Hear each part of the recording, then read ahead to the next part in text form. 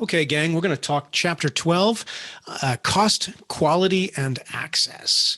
So we've talked a fair amount about each of these things, but we're going to try to roll up some of our learning so far. So cost, quality, and access, I know that's not the order the book presents it in, but that's the way it's always been talked about in my education. And cost, quality, and access forms the iron triangle of healthcare. And your book doesn't mention this, but this is kind of a classic theory. Comes from Kissack's Medicine's Dilemmas from 1994. So this is pretty old stuff at this point. Cutting edge when I came into the field. But basically, the argument of the iron triangle is it's relatively easy to fix two of these three things, but fixing all three of them is like trying to squeeze iron. So, for example, I could fix access pretty easily. What would I do? Well, I'd extend my clinic's hours. Let's say I'm running a clinic. So I would extend my clinic's hours. I would hire more providers, right? Easy. I could do that at the same time. I could try to improve quality. One of the things I could do is hire more providers so that my providers had more time to spend with each of my patients. That would be a way to ensure quality. But the improvements for access in terms of more providers and quality, again, my solution was, well, just get more providers. The problem there is cost, right? Hiring more providers is expensive. And if I have longer appointments and I get compensated for the same amount, if I get compensated based on the number of appointments and not the, necessarily the quality of the appointment or the length of the appointment, as is true in, say, Medicare reimbursement. Remember, when we looked at the coding that physicians use, you can't just take a mid-level complexity visit and make it longer and call it a higher level of visit. Medicare will come back and say that you're committing fraud. So easy to fix, these two things, but cost is going to go way up in that process. I could try to cut cost, right? I could reduce cost. And one way I could do that is by reducing my hours, right? Making it harder for patients to get access to care by firing some of my providers. If I fire some of my providers, that'll probably stress my, my remaining providers. And so I'll get lower costs, but I'll probably wind up with lower quality and lower quality access. Now I might be able to balance a reduction in cost and keep one of these two, but it's really hard to maintain all three. Now, that said, the reason that administrators get paid the big bucks is to work on that problem of fixing all three of these legs. So this, like I said, is kind of older terminology, but it's still out there. People still talk about the iron triangle and cost, quality, and access. Now, the more current terminology that you'll hear a lot about is the triple aim or the quadruple aim. And I will tell you that the triple aim is really the foundation of Obamacare or the ACA. The ACA has basically three legs to it, and they correspond to the three legs of the triple aim. After the triple aim came out, a fourth leg was added later on, or a fourth aim was added later on because, and that's provider experience. So let me talk to each of these. So like cost, quality, access, where the triple aim is trying to balance the three problems here. One, we're trying to control costs. Two, we want to have patients be satisfied with their care and get high quality outcomes. So it's possible to get a good quality outcome and be, angry about your care. So that kind of winds up trying to balance that within itself, right? So we have reducing costs, managing the patient experience, and then at the same time, the patient experience is the individual patient. But if you're trying to run a system, especially if you are the federal government trying to implement a large-scale health policy reform, then you're concerned not just about any one individual, but the population as a whole, right? So yes, you want to have individual patients have better outcomes and be more satisfied, but we also want to reduce the overall prevalence of disease, and improve longevity and quality of life in the population as a whole. Right. So that's these three made up the original triple aim. And then what, kind of got added on later was, um, the provider experience. So we want providers to want to be providers. And um, and what we see today, and in the last, it's been a real rise as medicine has become more and more corporatized, more and more under the control of managed care organizations. And as we've gone through this process of consolidation, providers have, particularly primary care providers, have found their work to be dissatisfying. So a lot of primary care providers report burnout, and I will tell you, I've done a lot of work with um, physicians of all stripes, and um, it's it's striking when you talk to a primary care provider how tired they are, and if you ask them, if you ask them, given what you know now, would you choose medicine as your career again? And I would say a significant number of them, like more than half, tell me no. No, if I knew now if I knew then what I know now, I would not choose this as a career, or I wouldn't choose primary care. I had a fun conversation with a podiatrist, right? That's a, foot and ankle doctor, right? Lower extremity doctor. And I asked him about burnout, and he's like, nah, podiatrists don't burn out. We don't, there's very rarely an emergency for a podiatrist. We don't really pull call. So we've got a pretty high quality of life, but that's not true of most primary care providers. Most primary care providers are really stressed. They really have a hard time meeting all of the different requirements put on them by managed care organizations, by the government as it tries to improve population health through various incentive programs and regulations. That's the group of providers who are the least satisfied right now are the primary care providers. And by now, you should understand that the primary care providers are the backbone of any well-organized and effective healthcare system. So it's a problem, right? And much like the iron triangle idea, where each of these, you can improve one or two of them, but the third is going to, it's going to negatively hurt the third. Likewise here, we can mess with costs, right? We could try to reduce costs, but that's probably going to affect all three of these other components.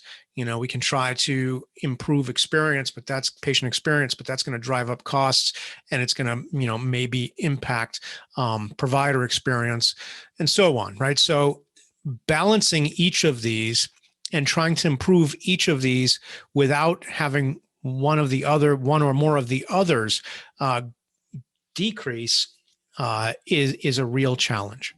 But that's why healthcare administrators get paid so much, and it's why this is such a complex and knotty problem. So let's talk about cost, quality, and access. We'll start with talking about quality. So measuring quality from a user perspective, one of the cool things that Medicare has done over the last a couple decades is started to make quality measures more publicly available and readily available to the public. So you can go to Medicare's Hospital Compare site, which I've got the link right here, and you can look at a variety of measures that have been gathered about organizations. So I'm going to stop my share for a second here. And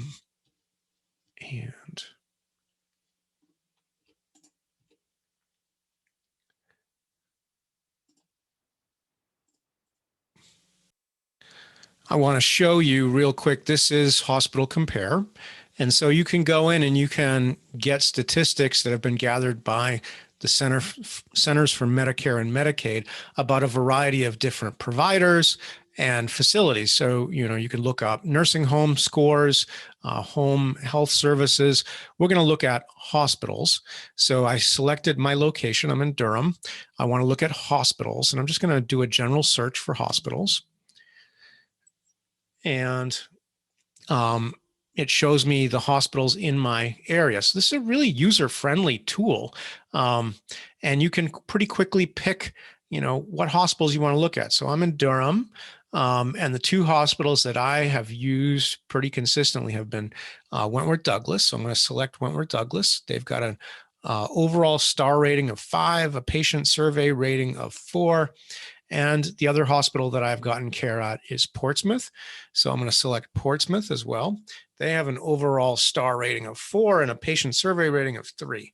Okay, well, so pretty good, but maybe not quite as strong as Wentworth Douglas. And then I'm going to tell it I want to compare.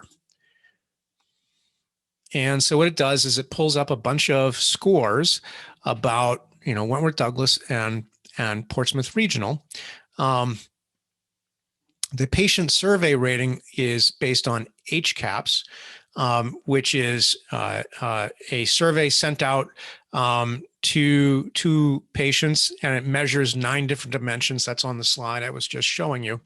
So we can look at kind of what are some of the things that patients get asked. Well, they get asked, did nurses always communicate with you well?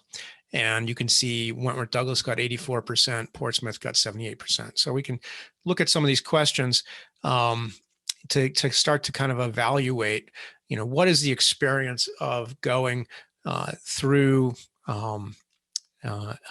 getting care at one of these facilities, and you can kind of compare. And they're pretty close in terms of quality of experience from the patient's perspective. So this is useful if you're getting ready to choose where you're going to get a procedure done. You can look on Hospital Compare. What's really useful about this, even more than whether you actually go and look at this, is the fact that the hospitals know that these scores are out there and they respond to them. So transparency is really useful. And then we can look at some other measures. Sepsis care, that means you have an infection in your blood, and that can kill you very quickly. So timely response to sepsis is a really important thing. And we got a variety of different things here. Let me see, we get down to cost. So these are kind of quality measures, process quality measures. And where was the cost? Let's see.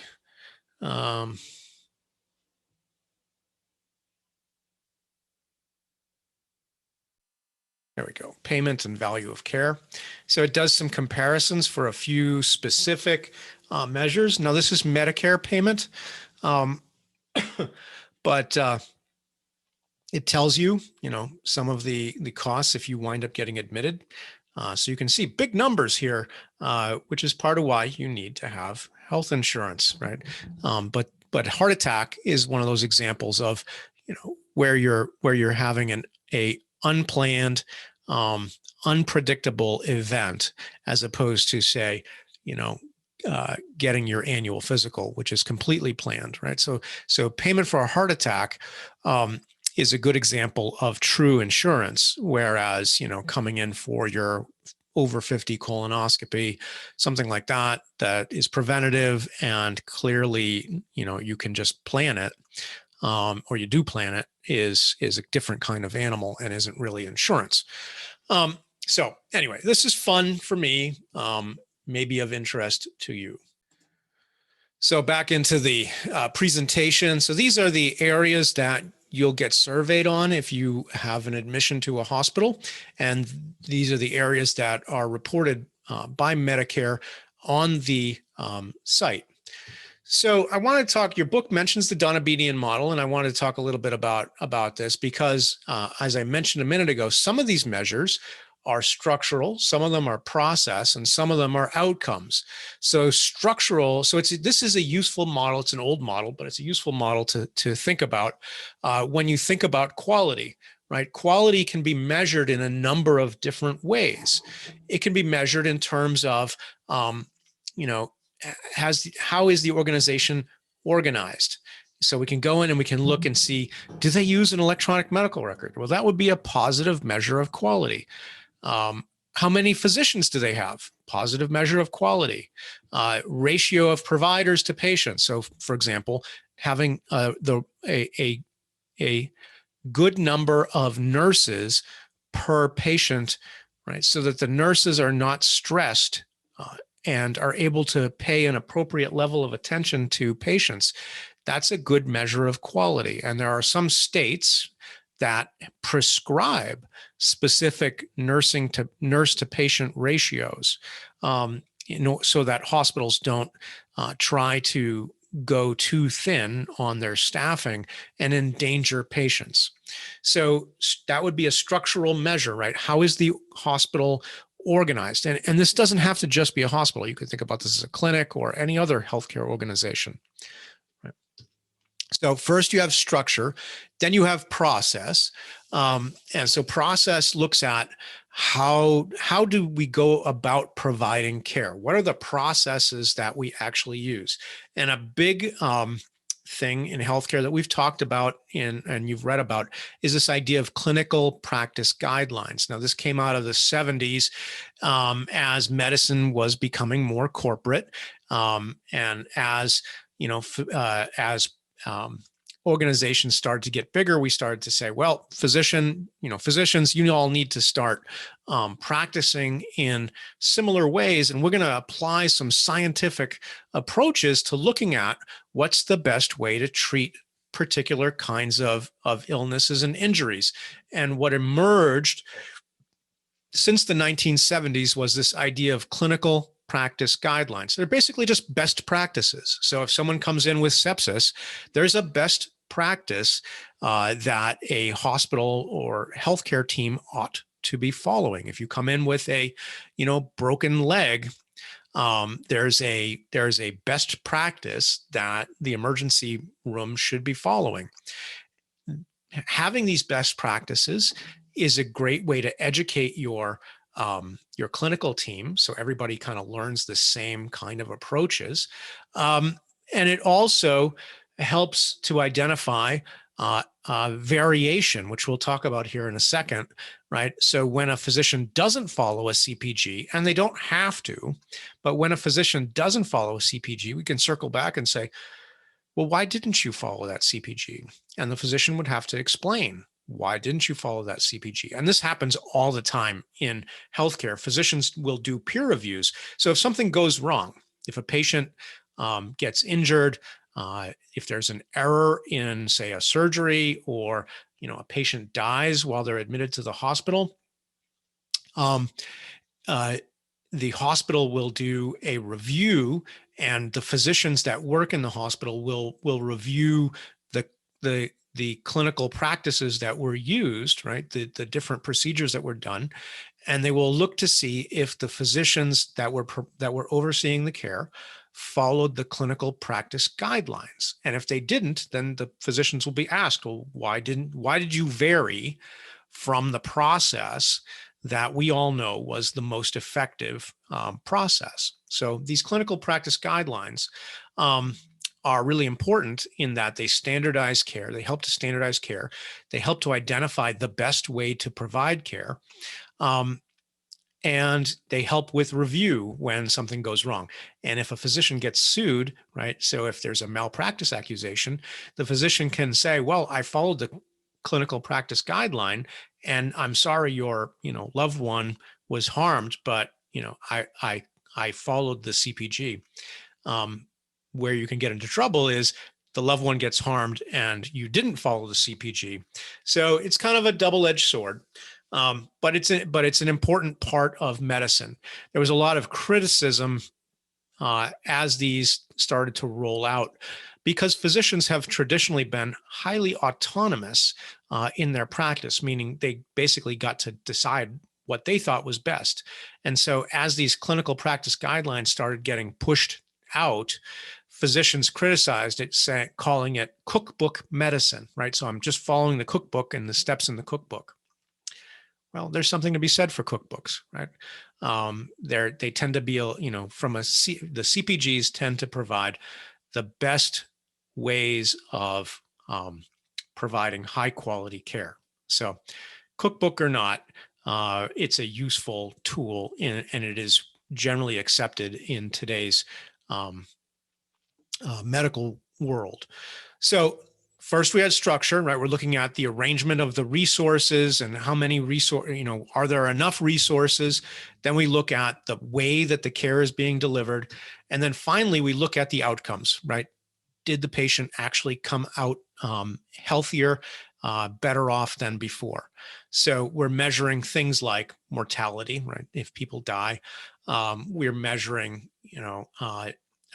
length of time that a patient is in the hospital.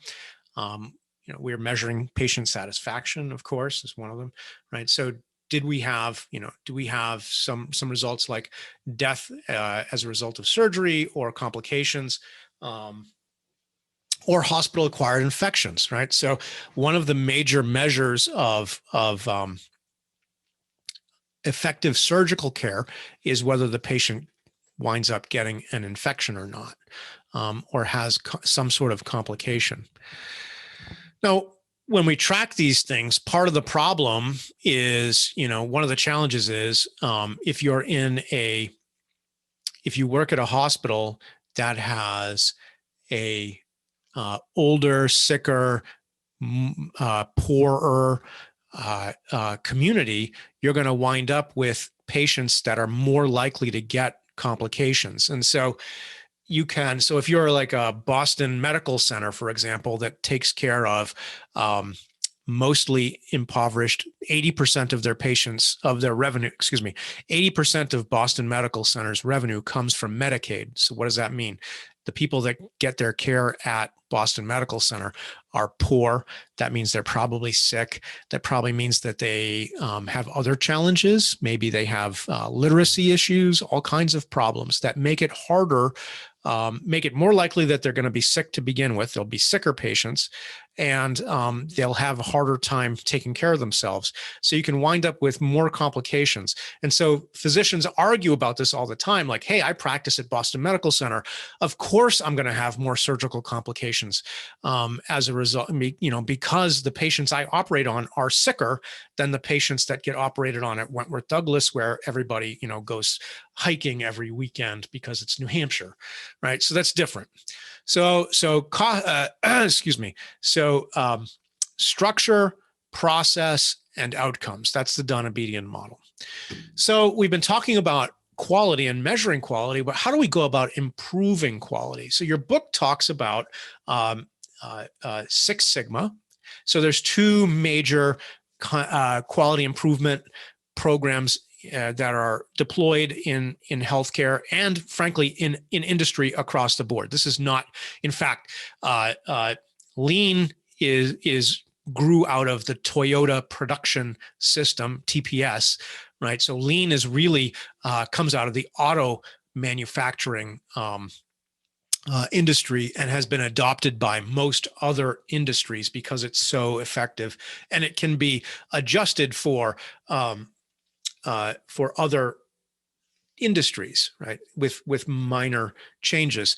DMAIC, which is the acronym for Define, Measure, Analyze, Improve, and Control, is part of the Six Sigma approach, and it is based on statistical process control that was invented by a guy named Deming, who was an American, and he tried to bring this to American manufacturing, in particular to the I believe to the automotive industry in the United States.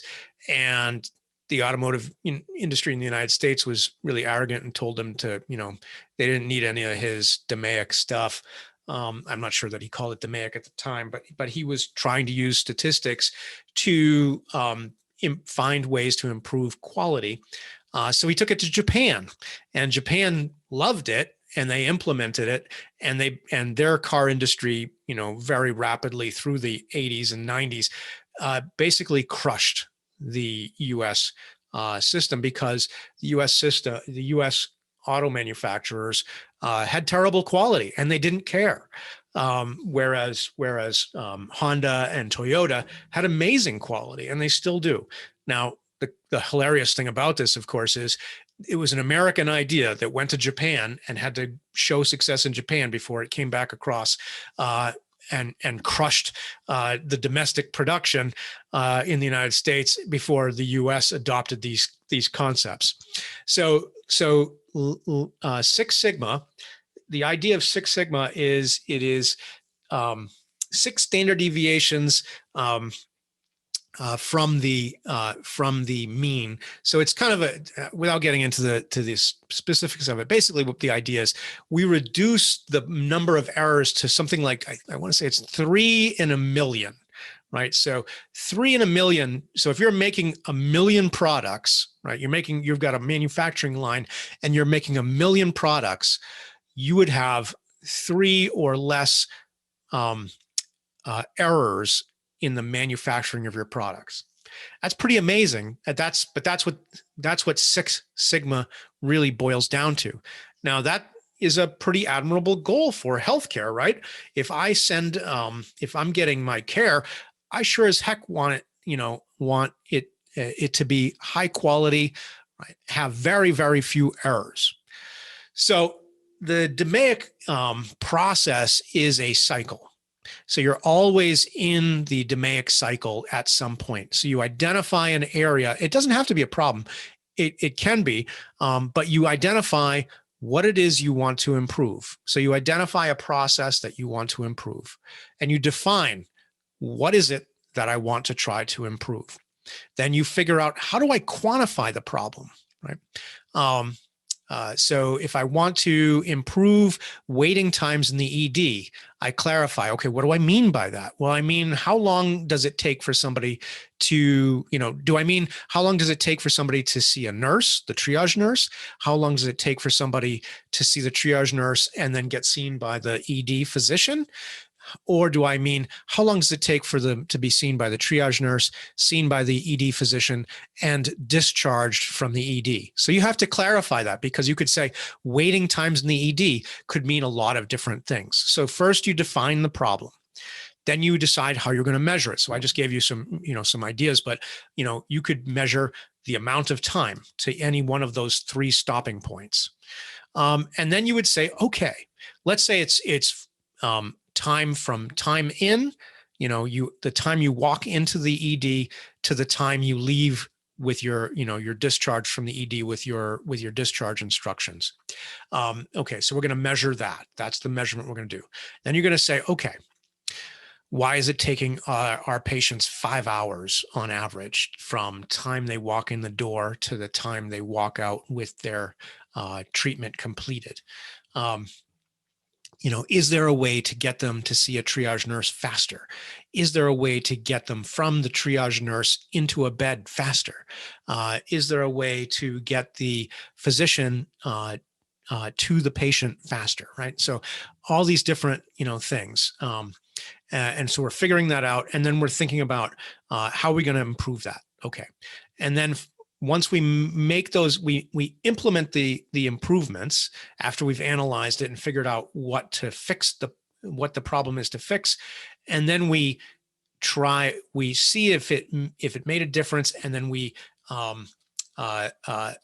implement processes to stabilize the process. But we're never done. So we go back and say, okay, we got it from 5 hours to 4 hours. So let's think now, how are we going to go from 4 hours to 3 hours, right? And we just keep on working and squeezing. So here's a kind of maybe a visual that might resonate with a few of you. If you have, I know at least one of you has some military training, and maybe some of you have done some marksmanship. So I like this. This is a relatively simple idea. So one of the things that Six Sigma really doesn't like is processes that have a lot of variation in them. So they're all over the place, right?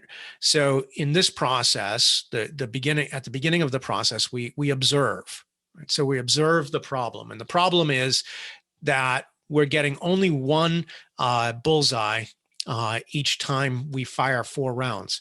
Okay, so then we look and measure our effectiveness. Well, we had one bullseye, but what else do we know? Well, we have this dispersion of hits all over the target, right? So we're hitting the target, but our hits are all over. It's basically kind of random by luck that we get one that winds up in the middle. So the first thing we do, right? So we define our problem, right? The process is we're getting these kind of random results, and that would result in low customer satisfaction, right? This would translate to only one person gets a good outcome and everybody else has, an infection, a complication, a high level of dissatisfaction. And so we measure the amount of dispersion. That's one thing, right? How much variation is in our process. And what can we do to tighten down the control? So this goes back to those CPGs I was just talking about a minute ago. So before CPGs came into being, right, the clinical process guidelines, physicians were doing just kind of whatever they felt like was best, and you'd get a lot of random kind of outcomes. And so we start the first step in the Six Sigma process is to get the process under control, to reduce variation. So instead of having the shots all over the place, we want them to be a nice, tight shot group. That's what this is called in marksmanship, is a nice, tight shot group.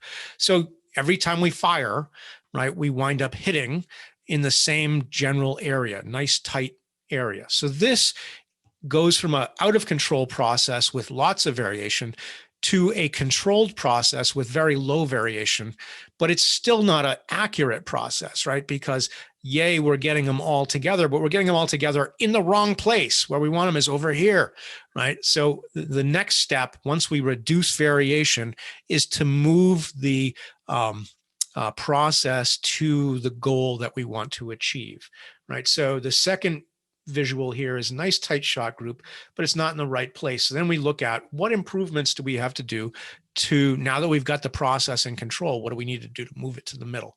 And so finally we get to a controlled and accurate process. So this is kind of what Six Sigma is all about: reducing variation, reducing error, and then moving the process towards a higher quality outcome. So that's Six Sigma. Lean is another. This is the Toyota process. So this Lean really focuses on the elimination of waste. And one of the things about waste is reducing defects, which is really what Six Sigma is all about, is reducing defects. But the two are often practiced together. So you actually will hear Lean Six Sigma as a general process. Now, a lot of organizations use some sort of Japanese terminology, and it's just kind of fancy stuff. And in fact, you can get belts. You can be a Lean Six Sigma black belt, and that's all cutesy. But it just means that you're really good at running Lean Six Sigma. So there's 8 wastes in lean management. I've got a specific example for transportation, but let me just run through these kind of real quick. So like inventory, for example, the inventory waste in healthcare, for example, would be having too much inventory. So having, like, if you do well, a good example is right now, COVID vaccines, right? So we've got millions of COVID vaccines that have not, because people are vaccine hesitant. We've got too many vaccines hanging around, and they're getting ready to go bad, right? They're going to expire, and they won't be able to be used. So that's a problem with an inventory problem. You've got too much stuff, and it'll wind up expiring. Another way to think about it from a healthcare perspective is you've got too many nurses on a shift, and for a set number of patients. So maybe you've got too many nurses, and we've talked about this before. Healthcare is super expensive in part because people are super expensive. So inventory, controlling physical inventory, controlling number of people. Motion, you can have a really disorganized workflow, and that that causes people to kind of run back and forth and have to redo stuff a lot.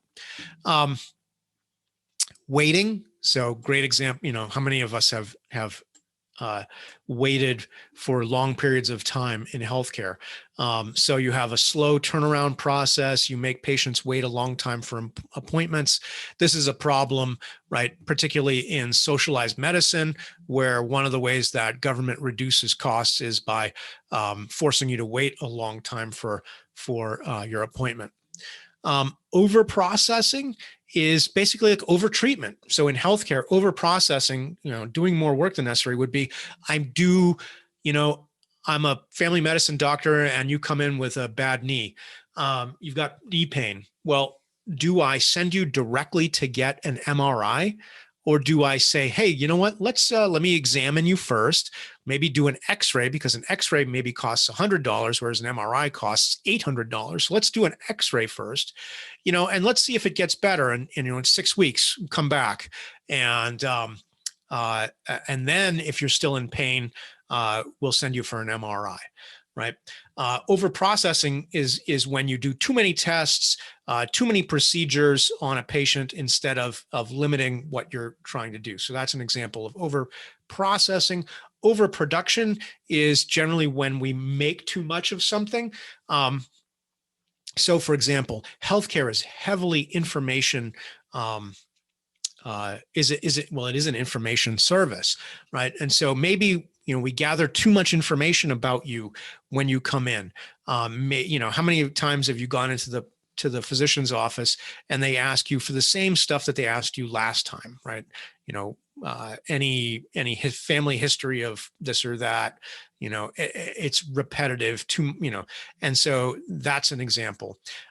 Physicians wind up having to one of the things that primary care providers really hate is how much information they're expected to put into a medical record, and they very often feel like it's not adding value. So overproduction in medicine is very often when we do something that doesn't add value. Defects we talked about, right? So these would be medical errors. And then skills, an example of not using workers to their fullest ability, right, would be having an RN do things that a LNA could do. So having a RN that you pay $80,000, $90,000 a year do something that a $30,000 a year LNA could do. So those are common problems. So I just wanted to illustrate, from a personal experience, transportation waste in healthcare. So my wife, I should say 1996. So my wife had our first kid at Brooke Army Medical Center back in 1996. And what we experienced when my wife went in to deliver was first she was brought to a labor room. So once they decided, yep, you are in fact in labor, you're going to have a baby, they put her in a room, the labor room. And in the labor room, we had a nurse monitoring her. She got an epidural and other care. And then when the nurse decided, okay, it's time for you to the baby's ready to come out, they took her and wheeled her into the delivery room, a different room, at which point the OB docs showed up. Actually, it was docs. It was like 5 of them because Brooke Army Medical Center is a teaching facility. So we wound up there were like 20 people in the room when my daughter was born. It was kind of like a big party. So she got wheeled into the delivery room where she actually delivered the baby.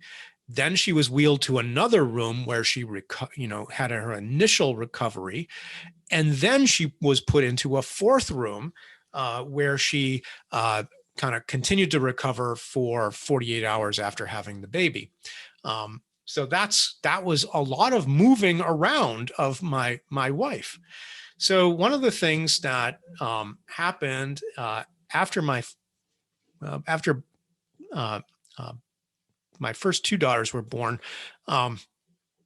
is around 2004.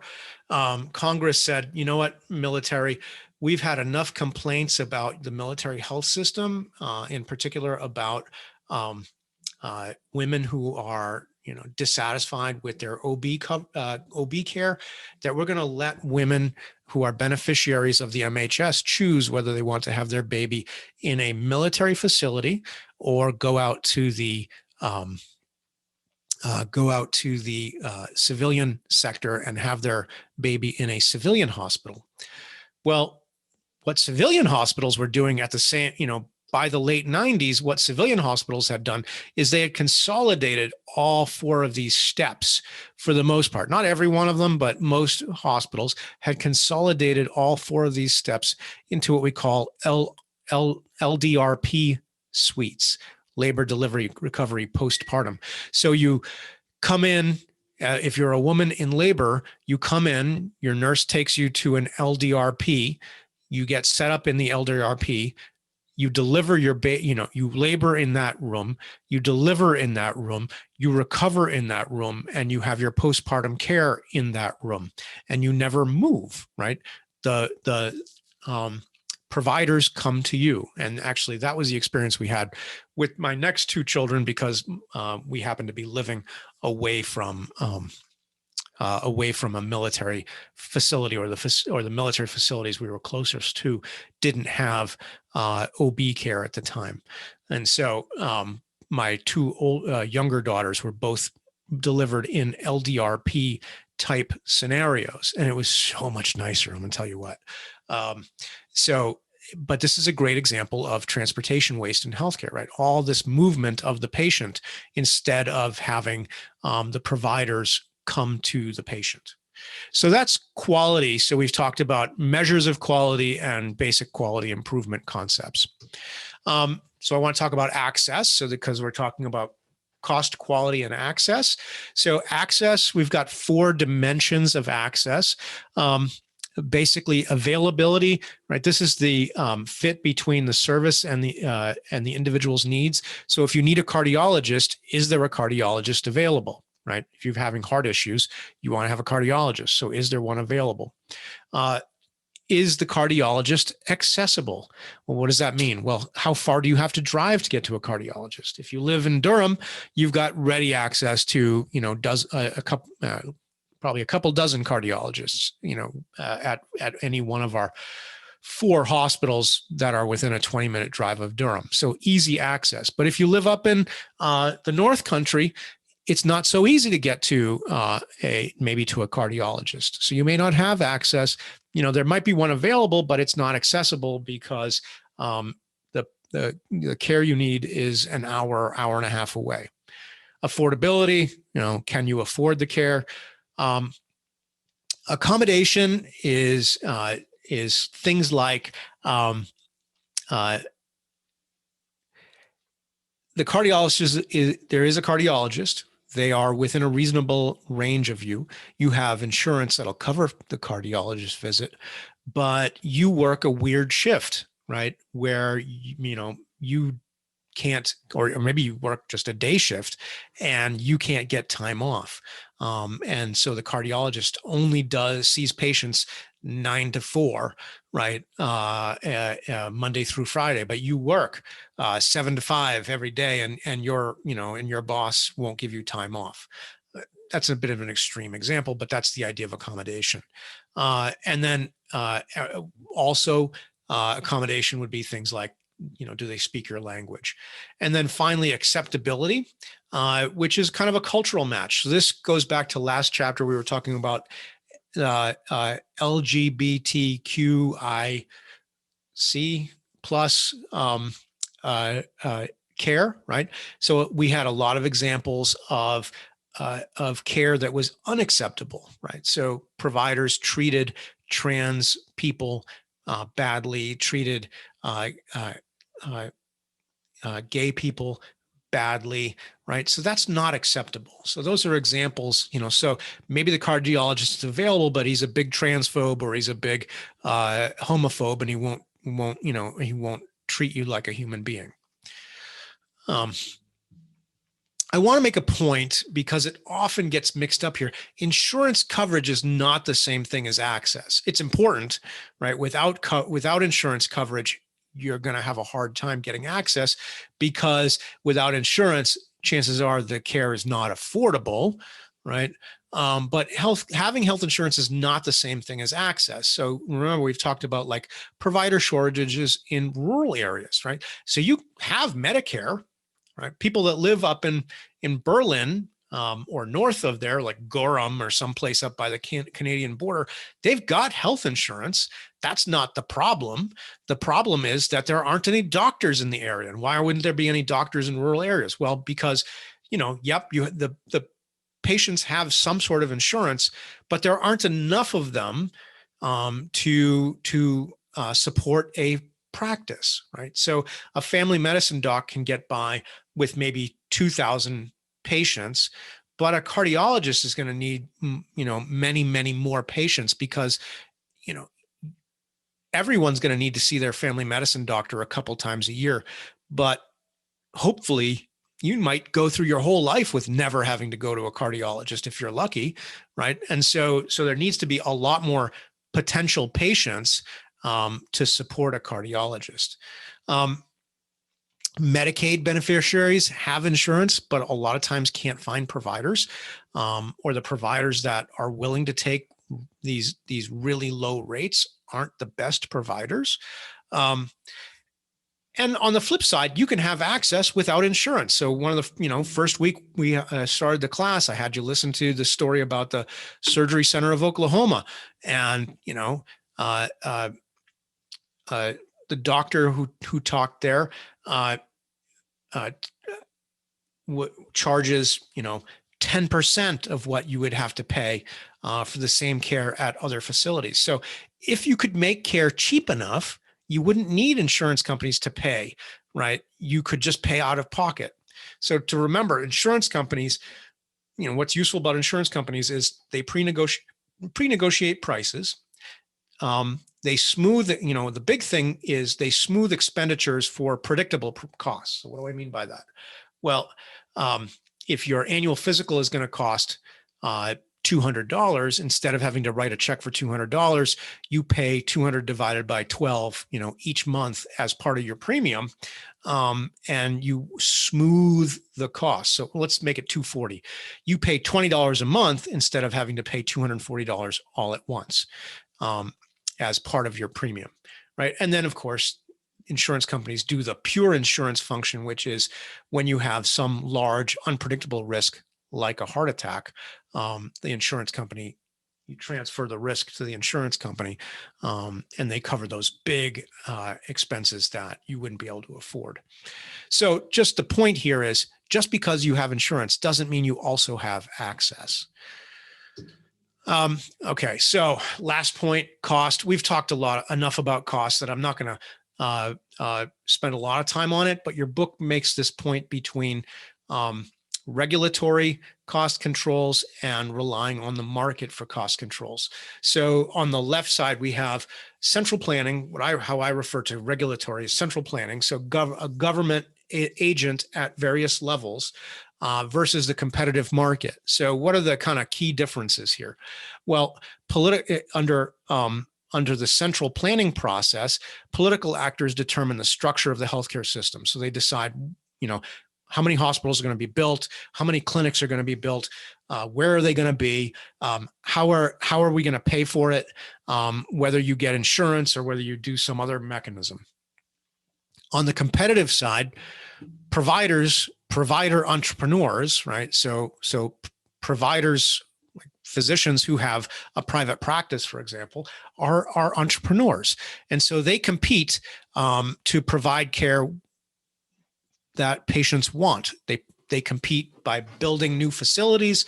They compete by building new practices. They compete by hiring, different types of support personnel. They compete by, having a nice waiting room, right? All those kinds of things, right? They compete on structure. And so back to the the central planning side, political actors determine what care is necessary. So they decide, what kind of care should be paid for, who is entitled to it, and how it should be delivered. So if you're going back in time, not that far back in time, right? So if you're a trans man, right, does government pay for your care or not, right? So does government pay for you to get voice modification, facial modification to make you look and sound more masculine? Does it pay for you to get hormone treatment to make you look more masculine, and so forth, right? So a political actor will have to decide that, but that's kind of an extreme case. They could also decide things, really basic stuff like, do you have a right to have an abortion or not? So depending on what state you live in, right?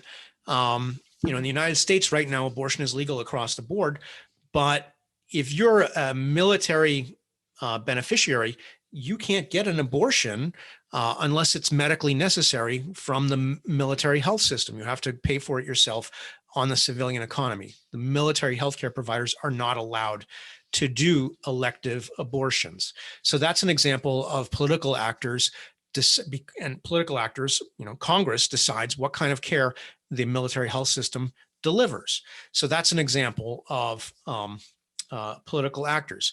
On the market side, patients decide what they want and what they're willing to pay for, right?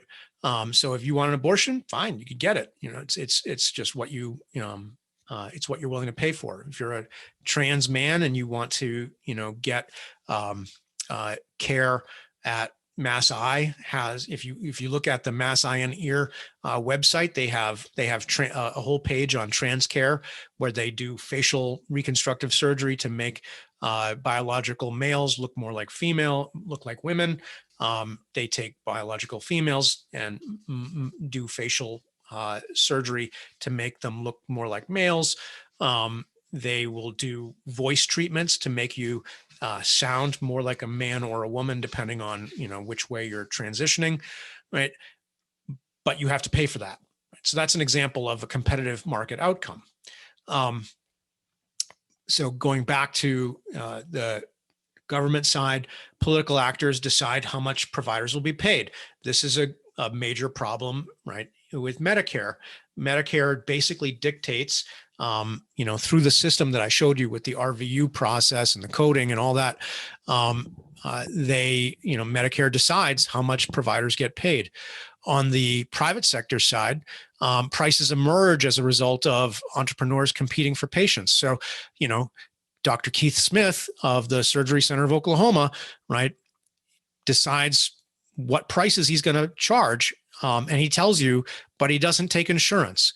And then I missed a step here on the competitive side, right? As the central planner, the government regulator, structures the system the way that they think is best. On the competitive side, the system isn't structured by anybody. It's a result of provider entrepreneurs competing with each other to provide services that they think patients would want. And as a result, the system evolves in unpredictable, sometimes redundant, and often uncoordinated ways. But at the same time, they can be, the plus side of this is, again, going back to the Dr. Keith Smith thing, right, is they can be cheap, they can be high quality in a way that very often central planners don't result. And then finally, really this at the bottom line of difference here is resources are allocated. When they're allocated by the government, they're allocated based on political power, right? So will trans people get care or not under government system? Well, it depends on whether they have representation in the government and whether they can make their case in the government if they have political power. On the competitive market side, if you've got money, you get the care. So the downside here is over here, you've got, on the government side, you've got people competing with each other for care based on political power. And if you're if you are a minority, if you are a disenfranchised or disempowered particular part of society, then maybe the majority will decide, yeah, you don't really need that care, or nah, your neighborhood doesn't really need that care, or nah, we're not going to deliver that care in a way that's acceptable to your community. On the other side, a competitive market, if you're willing to pay for it, somebody surely is going to be willing to provide it. But on the downside of this, of course, is if you can't afford the care, then you don't get the care. So there are pluses and minuses to both, right? I think our book leans a bit too much on to the left here, both literally and figuratively, and we don't hear enough about competitive market solutions, which is why I had you listen to the Surgery Center of Oklahoma thing right at the beginning. So, okay. So cost, quality, and access, it's complicated. And that's why healthcare, is both fascinating and kind of crazy at the same time. And so hopefully that's interesting. And that is it.